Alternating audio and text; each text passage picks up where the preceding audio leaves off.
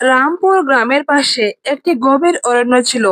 সেখানে নানা ধরনের পশু পাখি বাস করত। সেই অরণ্যের ধারে একটি ছোট্ট কুটির বানিয়ে একটি বিধবা মহিলা থাকত। তার নাম ছিল পিঙ্কি। পিঙ্কির বয়স ছিল প্রায় 26 থেকে 30 বছরের মধ্যে। তার স্বামী 1 বছর আগে এক অজানা রোগে মারা গিয়েছিল। প্রতি পিঙ্কির কাছে তখন কেউ ছিল না। সে অরণ্য থেকে কাঠ এবং ফল সংগ্রহ করে গ্রামের মাঠে বাজারে বিক্রি করত এবং গ্রামের মহিলাদের কাপড় সেলাই করে সে রুজি করে তার দিন যাতায়াত করত। পিঙ্কি খুবই সুন্দর ছিল, কিন্তু তার চোখে এক গভীর দুঃখের ছাপ ছিল, কারণ গ্রামের লোকেরা তার সৌন্দর্যের পিছনে তার একাকিত্বের উপহাস করত। তবে পিঙ্কি কখনো কারোর কথায় কোনো প্রতিক্রিয়া দেখাতো না।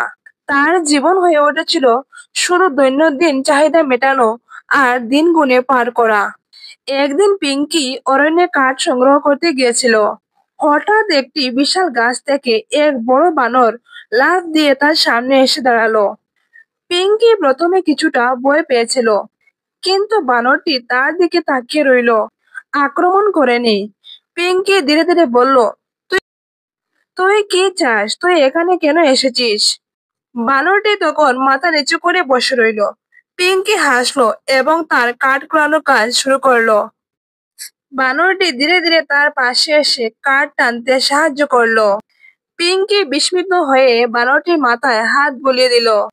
সে বানরটির মাথায় হাত বুলিয়ে দিল আর বলল, তুই খুবই বুদ্ধিমান। সেই দিন থেকে বানরটি পিঙ্কির কাছে সবসময় আসতো এবং পিঙ্কির সাথে যেন খেলা করত এবং টাইম কাটাতো। বানরটি কখনো পিঙ্কির জন্য জঙ্গলের অনেক ফল নিয়ে আসতো, কখনো বা কাঠ নিয়ে আসতো। সন্ধ্যায় বানরটি কুড়ে কুড়ে সামনে বসে থাকতো। পিঙ্কির একাকী জীবনে নতুন রং ফিরিয়ে এনেছিল বানরটি। পিঙ্কি বানরটিকে একটি নাম দিল, রানা। রানা প্রায়ই তার পাশে বসে থাকতো। পিঙ্কি যখন দুঃখিত হতো, বানরটি তার পাশে এসে বসতো এবং তার সঙ্গে খেলা করত। পিঙ্কি তাকে পরিবারের একজন সদস্যের মতো ভালোবাসতে শুরু করলো। এক রাতে পিঙ্কি চাঁদের আলোতে কুড়ে বাইরে বসেছিল। হঠাৎ সে দেখতে পেল রানা একটি গাছের ডালে বসে আছে। পিঙ্কি তাকে দেখে হাসলো, বলল, তুই কি আমার সাথে থাকবে সারা জীবন? রানা লাফ দিয়ে নেমে এসে পিঙ্কির পায়ের কাছে বসে রইল। পিঙ্কি তাকে কোলে নিল এবং তার মাথায় হাত বুলিয়ে দিল। সেদিন রাতে পিঙ্কি প্রথমবারের মতো একাকিত্ব অনুভব করলো না। এইভাবে দিন যেতে লাগলো। পিঙ্কি এবং রানার সম্পর্ক আরো গভীর হতে লাগলো। একদিন পিঙ্কি হঠাৎ অসুস্থ হয়ে পড়লো।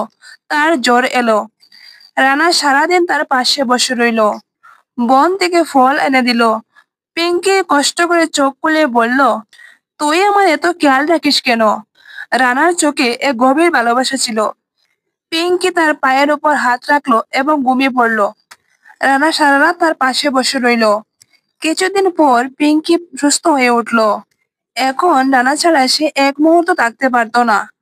পিঙ্কির মনে হচ্ছিল রানা কোনো সাধারণ প্রাণী নয়। তার মধ্যে যেন কোনো পুরনো আত্মার স্নেহ ও মায়া ফিরে এসেছে। এক রাত্রে প্রবল বৃষ্টি হচ্ছিল। পিঙ্কি রানার চোখে অদ্ভুত আলো দেখতে পেল। পিঙ্কি তার মাথায় হাত বুলিয়ে বলল, তুই কি আমার সঙ্গে সারা জীবন থাকবে? রানা ধীরে তার কোলে মাথা রাখলো।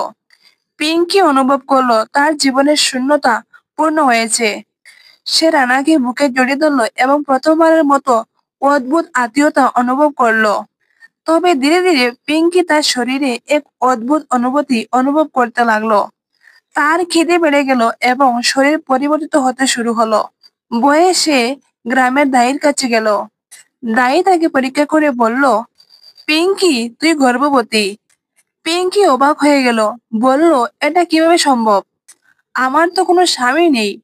দাই বলল, আমি জানি না, তবে তুই মা হতে চলেছিস।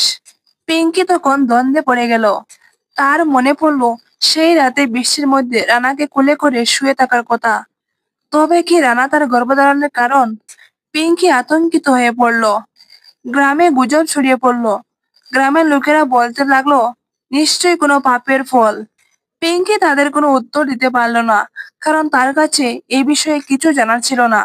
একদিন গ্রামের পঞ্চায়েত তাকে ডেকে বলল, তুই কার সন্তান গর্ভে ধারণ করেছিস? এই সন্তানের বাবাকে?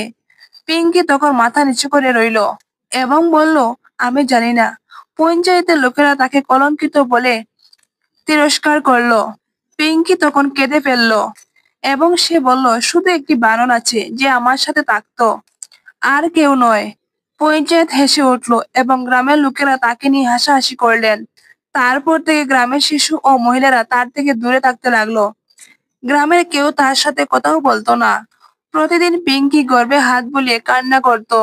একদিন অরণ্যে কাঠ কাটতে গিয়ে হঠাৎ সে দেখলো এক বিশাল সাপ তার সামনে ফোনা তুলে দাঁড়িয়ে আছে। পিঙ্কি তখন ভয়ে চিৎকার করে ফেললো। ঠিক তখনই রানা গর্জন করে এসে সাপের সামনে জড়িয়ে পড়লো। সাপটি ফিস ফিস করতে করতে অদৃশ্য হয়ে গেল। এরপর রানা আবার অরণ্যের মধ্যে হারিয়ে গেল। পরের দিন গ্রামে এক তান্ত্রিক এসে বলল, পিঙ্কির গর্ভে যে সন্তান রয়েছে সে কোনো সাধারণ সন্তান নয়। সে বলল, কোনো দেবতা অভিশপ্ত হয়ে বানর রূপে নেমেছিল। পিঙ্কি নিঃস্বার্থ ভালোবাসায় সে অভিশাপ ভেঙে দিয়েছে। তবে এখন অশুভ শক্তি সেই সন্তানকে হত্যা করার চেষ্টা করবে। পিঙ্কি তখন কেঁদে বলল, রানা এখন কোথায়? তখন তান্ত্রিক বলল, বিপদ আসলে সে ফিরে আসবে। সন্তানের জন্মের দিন পিঙ্কি যন্ত্রণায় ছটফট করছিল। হঠাৎ ঝড় বৃষ্টি শুরু হলো। বজ্রপাতের মধ্যে এক অন্ধকার রাক্ষস গ্রামের দিকে এগিয়ে এলো। সে গর্জন করে বলল, আমি এই সন্তানকে হত্যা করব। ঠিক তখনই আকাশ থেকে আলো নেমে এলো। রানা সেই আলোয় আলোকিত হয়ে রাক্ষসের সামনে এসে দাঁড়ালো। রাক্ষস ত্রিশূল ছুঁড়ে মারলো। রানা লাফিয়ে ত্রিশূল ধরে রাক্ষসের দিকে ফিরিয়ে দিল। ত্রিশূল রাক্ষসের বুকে ঢুকে গেল। রাক্ষস চিৎকার করে মাটিতে লুটিয়ে পড়লো। তারপর রাক্ষস সেখানেই মারা গেল। এইদিকে পিঙ্কি ব্যথায় চিৎকার করে পিঙ্কির কোল আলা করে এক সোনালী শিশুর জন্ম হলো। বানরটি শিশুটিকে দেখতে এলো এবং ধীরে ধীরে তার শরীর থেকে একটা সোনালী আলো বের হলো এবং সে ধীরে ধীরে একটা সুন্দর যুবকে পরিণত হলো। তারপর যুবক বলল, আমি দেবতার পুত্র। অভিশাপের কারণে বানর রূপে নেমেছিলাম। তোর নিঃস্বার্থ ভালোবাসা আমাকে মুক্ত করেছে। এই সন্তান সত্য, ধর্ম ও আলোকে রক্ষা করবে। তোর কাজ হবে তাকে রক্ষা করা। পিঙ্কি কেঁদে কেঁদে বলল, তুমি কি আমাকে ছেড়ে চলে যাবে? যুবক হেসে বলল, আমি সবসময় তোর সাথে থাকবো। কোনো বিপদ আসলে আমি ফিরে আসব। তারপর যুবক ধীরে ধীরে সোনালী আলোতে মিলিয়ে গেল এবং রানারূপে অরণ্যের মধ্যে হারিয়ে গেল। গ্রামের মানুষ যারা একসময় পিঙ্কিকে অপমান করেছিল এখন তাকে দেবী হিসেবে পূজা করতে শুরু করলো। প্রতিমা শিশুটিকে বুকের কাছে আঁকড়ে ধরে বড় করতে শুরু করলো। সে জানতো সে শুধু তার সন্তান নয়, সে সৃষ্টির রক্ষাকর্তা।